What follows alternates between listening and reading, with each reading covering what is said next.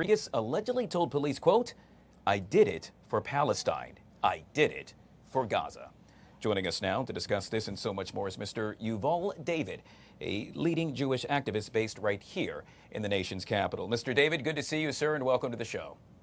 I was involved in a conference for the last few days before this terror attack in Washington, D.C. happened, involved with the Middle East Forum, people who brought people together to discuss the problems of Islamist terrorist groups who have infiltrated far left leaning social and political movements in the United States, and the risk of homegrown terrorists being influenced by this mind twisting propaganda.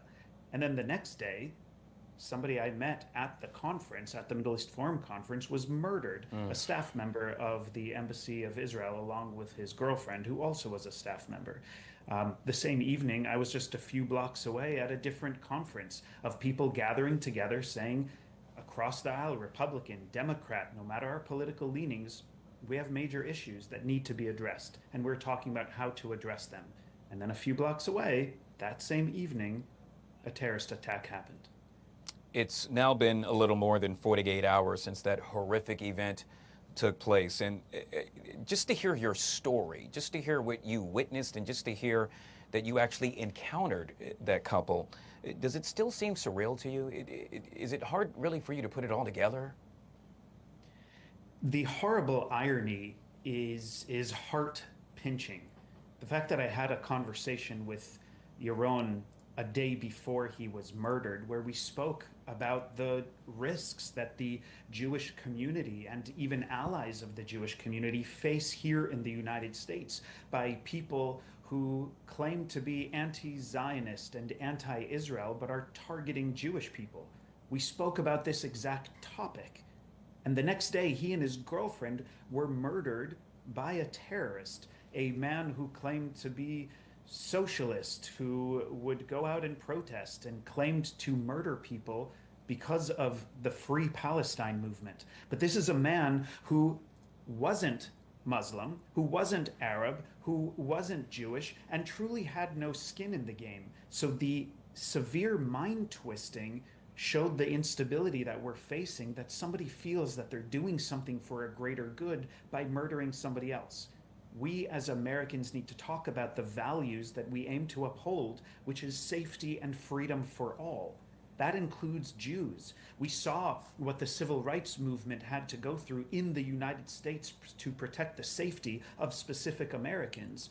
Right now, the Jews' rights has come into question, and we don't have safety, we don't have security. We see that Jewish institutions have heightened concerns at our synagogues, at our Jewish day schools, on campuses, and obviously, as we just saw here in D.C., even on our public streets. Which allows me to segue to my next question, and it also around security. Obviously, you just stated you don't think that there happens to be adequate security with regard to what's taking place at these events that we see time and time again. What exactly would you like to see done in the whole realm of security? Firstly, we need more security and we need better security. This terrorist, a man from Chicago who came to DC to attend this event and murder people, he killed 2 people.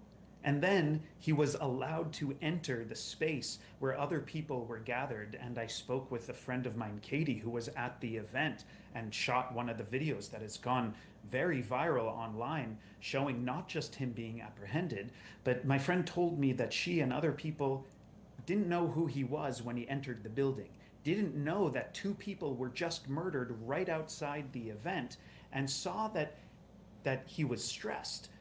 They offered him a chair. They offered him water. They didn't know that this guy was the murderer who just killed people, and they just wanted to help him. And then he pulled out his keffiyeh and started yelling out all of the placard strategy chants of Free Palestine and From the River to the Sea, and admitted that he murdered 2 people who were attending that event. So the question is, where was the security?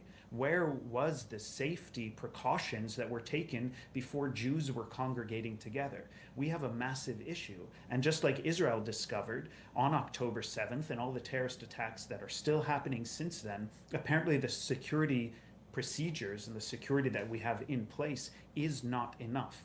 What does this mean?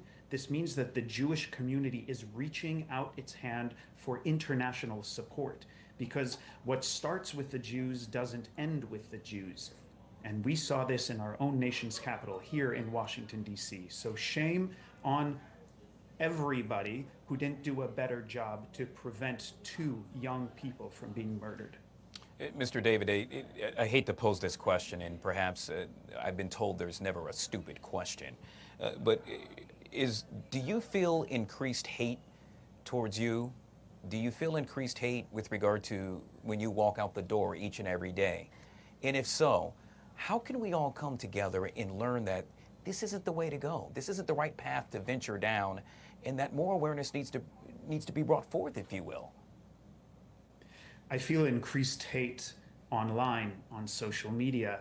Even just in the last few days, people sending horrendous messages and comments to me across all of my social media platforms, poking fun at the fact that two people were murdered at a Jewish event.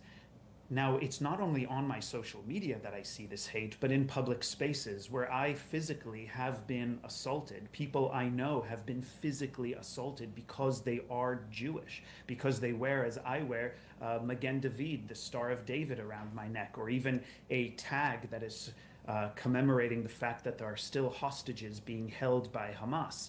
So I don't feel safe.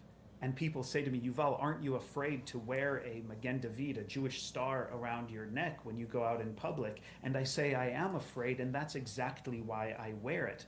I refuse to be closeted for my Jewish identity. We cannot allow this to continue to happen. So what do we need from the rest of the public? We need people who believe that all of us have a right to live openly and freely in this country, in America. We need to protect each other's ability to do so. If somebody is criticizing the Israeli government, it should not give them a right to attack, target, and kill Jews, or attack, target, and kill Israelis. There's a way to engage in political debate, and there are ways that are not allowed to. Yet again, we have been speaking with Yuval David, a leading Jewish activist based right here in the nation's capital. Well said, sir. Thank you so much for joining us on the Live Zone. Thank you for having me on.